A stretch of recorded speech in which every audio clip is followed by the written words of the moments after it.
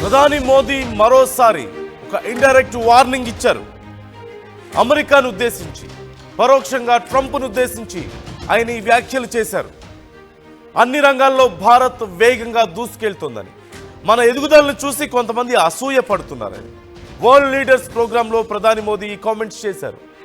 మనపై ఎవరి పెత్తనం నడవదన్నారు.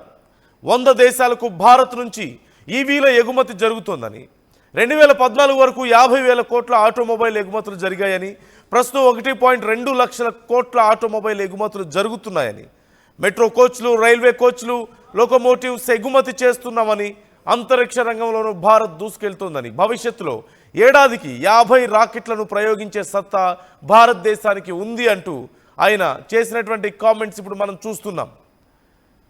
మనపై ఎవరి పెత్తనం నడవదంటూ చెప్తున్నారు. వరల్డ్ లీడర్స్ ప్రోగ్రాంలో ప్రధాని చేసినటువంటి కామెంట్స్ అమెరికాను ఉద్దేశించి చేసినవే అంటూ క్లియర్గా అర్థమవుతోంది. ట్రంప్ను ఉద్దేశించి చేసినవే అంటూ క్లియర్గా అర్థమవుతోంది. ఆగస్టు 15 నాడు ప్రధాని చేసినటువంటి కామెంట్స్ మనం చూసాం. భారతదేశ రైతుల్ని, భారతదేశంలో వ్యాపారుల్ని దెబ్బతీసే విధంగా ఇతర దేశాల వాళ్ళు మన మీద జులుం చూపిస్తారంటే నేను ఒప్పుకోను అంటూ ఆయన స్ట్రైట్గా చెప్పారు. రక్తం నీరు కలిసి పారదు అంటూ చెప్పారు. ఉగ్రవాదాన్ని నేను సహించనన్నారు. ఉగ్రవాద దేశాలను సపోర్ట్ చేసే వాళ్లను మేము సహించబోమంటూ చెప్పారు. ఇప్పుడు మరొకసారి అమెరికాను ఉద్దేశించి ఆయన కీలక వ్యాఖ్యలు చేశారు. ఇన్ఫాక్ట్ ప్రపంచ దేశాల్లో భారతదేశాన్ని అణగదొక్కాలని చూస్తున్నటువంటి ఒకే ఒక్క దేశం అమెరికా అని చెప్పాలి. పాకిస్తాన్కి మన మీద కుట్రలు లేవా? పాకిస్తాన్ కుట్రలు చేయలేదా అంటే చేస్తుంది. కానీ పాకిస్తాన్ ఎంత మన ముందు? పాకిస్తాన్ ప్రయత్నాలు ఎంత సఫలం అవుతాయి మన ముందు? మన మీద ఏం చేయగలుగుతుంది పాకిస్తాన్? ఆ తాటాకు చప్పుళ్ళు తప్ప మన మీద ఏం చేయగలుగుతుంది పాకిస్తాన్? ఇది ఖచ్చితంగా అమెరికాను ఉద్దేశించినటువంటి వ్యాఖ్యలే, ట్రంప్ను ఉద్దేశించినటువంటి వ్యాఖ్యలే. మనపై ఎవరి పెత్తనం నడవదు అంటున్నారు. భారతదేశాన్ని కంట్రోల్ చేసే ప్రయత్నం అమెరికా చేస్తున్న విషయం మనం చూస్తూనే ఉన్నాం.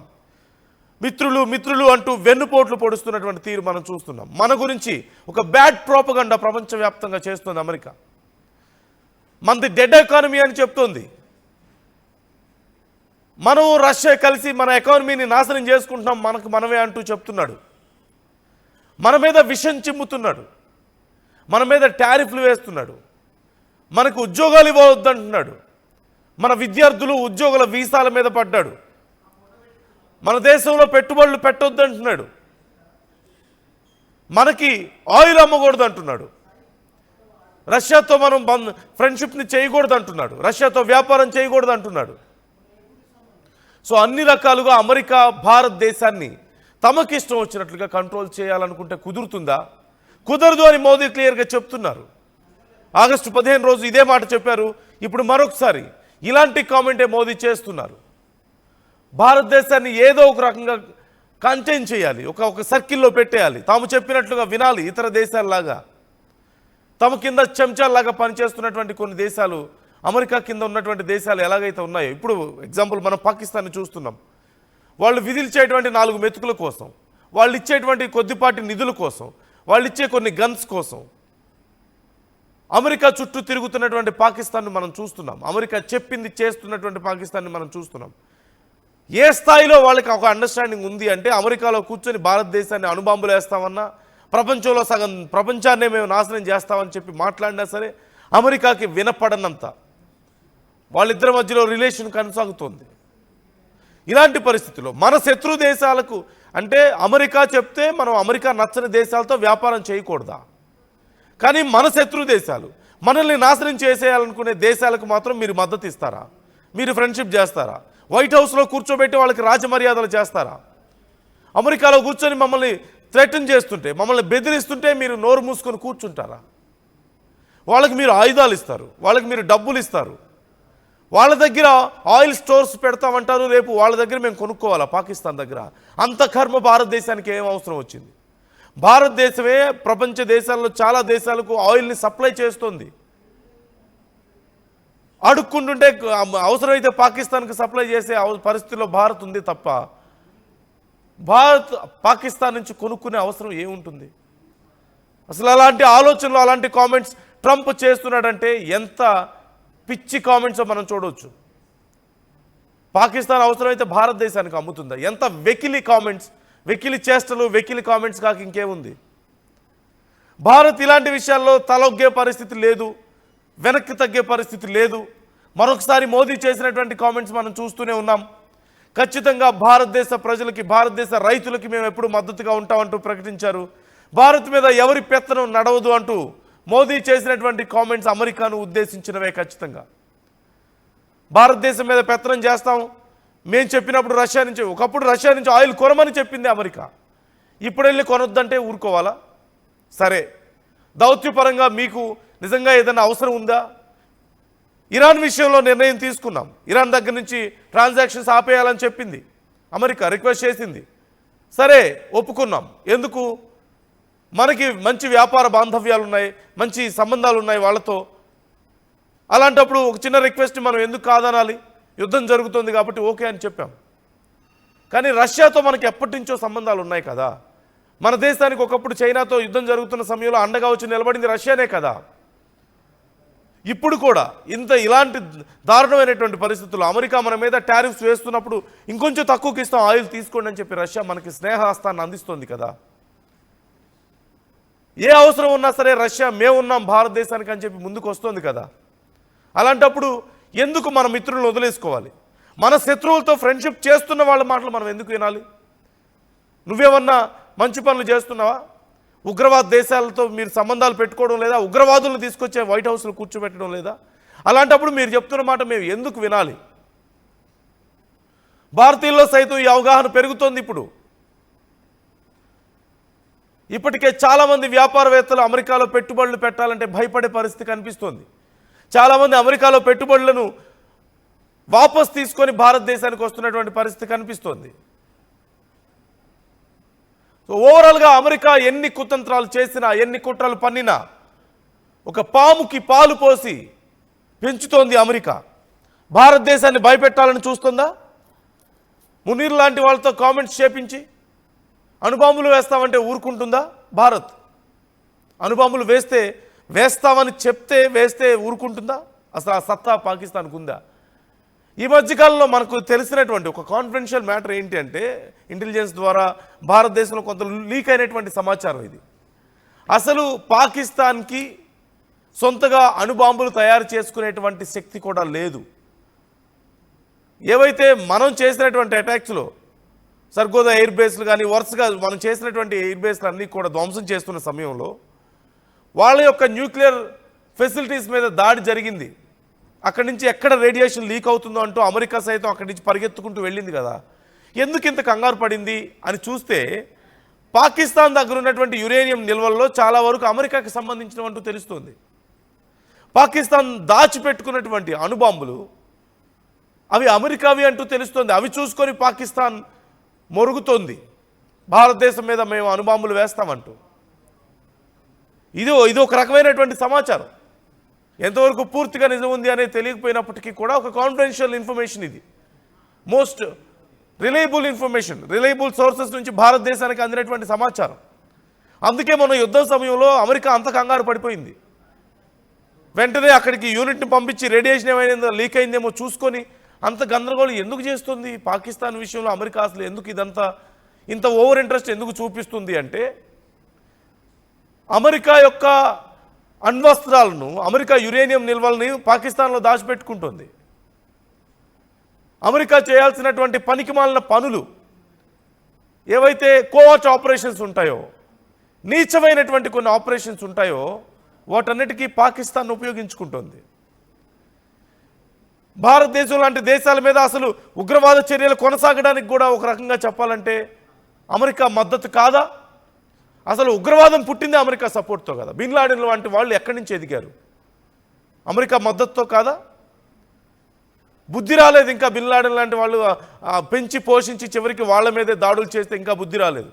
మళ్ళీ పాకిస్తాన్ని తీసుకువెళ్ళి మేము మీకు నిధులు ఇస్తాం, మేము మీకు ఆయుధాలు ఇస్తాం, మేము మీకు ఆయిల్ సప్లై చేస్తాం అని చెప్పి మాట్లాడుతున్నారు. మరొకసారి పాకిస్తాన్ దాని బుద్ధి చూపించుకోదా? రేపన్న రోజున కొంచెం బలం వస్తే సరే, మీరు నిధులు ఇస్తున్నారు, మీరు ఆయుధాలు ఇస్తున్నారు, మీరు సపోర్ట్ ఇస్తున్నారు, చైనాతో ఎందుకు మరి ఫ్రెండ్షిప్ చేస్తుంది? మీకు చైనా అంటే పడదు కదా. మరి చైనాతో ఎందుకు? చైనా డబ్బులు ఇస్తే చైనా దగ్గర తీసుకుంటుంది, చైనా డ్రోన్స్ ఇస్తే చైనా దగ్గర తీసుకుంటుంది, ఆయుధాలు ఇస్తే చైనా దగ్గర తీసుకుంటుంది. సో ఖచ్చితంగా బుద్ధి మారదు. పాముకి పాలు పోసి పెంచడం లాంటిదే, అది ఏదో ఒక రోజు విషాన్నే కక్కుతుంది. పాకిస్తాన్కి సపోర్ట్ చేయడం కూడా అలాంటిదే. ఒకవేళ నిజంగా పాకిస్తాన్కి సపోర్ట్ చేయడం వల్ల భారతదేశాన్ని ఏమైనా నష్టపరచగలుగుతాం అనుకుంటే అది మీ భ్రమ, మీ మూర్ఖత్వం. అది భారతదేశానికి తెలుసు ఎవరితో ఫ్రెండ్షిప్ చేయాలో, భారతదేశానికి తెలుసు ఎవరితో వ్యాపారం చేయాలో, భారతదేశానికి తెలుసు ఎవరితో శత్రుత్వం పెట్టుకోవాలో కూడా. ఇప్పుడు చైనాతో సత్సంబంధాలు కుదుర్చుకోవడానికి భారత్ అడుగులు ముందుకు వేస్తుంది. చైనా కూడా దానికి సంసిద్ధంగా ఉంది. బోర్డర్లో ఉన్నటువంటి సమస్యలన్నీ తొలగిపోతున్నాయి. గతంలో జరిగినటువంటి గొడవలను సద్దుమణుచుకుంటున్నాం. తిరిగి మనకి ఎయిర్ సర్వీసులు కూడా మొదలయ్యాయి, ఫ్లైట్స్ తిరుగుతున్నాయి చైనాకి భారతదేశానికి మధ్య. ఎప్పుడు ఎవరితో ఫ్రెండ్షిప్ చేసుకోవాలో, ఎప్పుడు ఎవరితో అవసరమైతే కయ్యానికి దిగాలో భారతదేశానికి తెలుసు.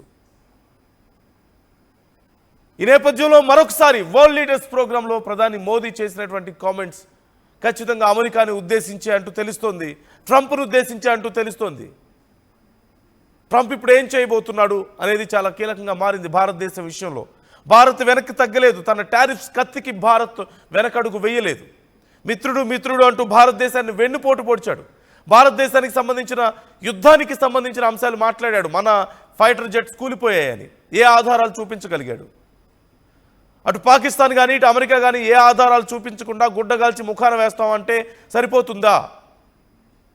చివరికి ఏం సాధించగలిగారు? భారతదేశాన్ని ఇబ్బంది పెట్టి భారతదేశం మీద విషం కక్కి ఏం సాధించారు? భారతదేశం మరింత బలంగా నిలబడగలుగుతుందని ప్రపంచానికి చూపించుకోవడానికి ఒక అవకాశం ఇచ్చినట్లయింది. అంతకుమించి ఏం జరిగిందా?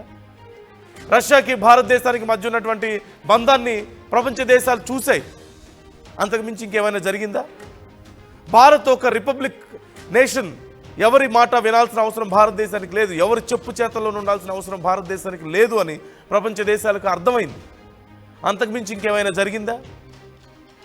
భారతదేశాన్ని నష్టపరచాలని చూసి చివరికి మీరే నష్టపోయారు, అది ప్రపంచ దేశాలకు తెలిసింది. అంతకుమించి ఏమైనా జరిగిందా? వ్యాపార సంబంధాల విషయంలో భారత్ కంటూ ఇండివిజువల్ ఒపీనియన్స్ ఉన్నాయి, అది ప్రపంచ దేశాలకు తెలిసింది. అంతకుమించి ఇంకేమైనా జరిగిందా? అంతకుమించి ఏం జరగలేదు, ఏం జరగదు కూడా. ఇప్పుడు ట్రంప్ ఆలోచిస్తున్నాడు ఇప్పుడు ఎలా దెబ్బ కొట్టాలి భారతదేశాన్ని అని.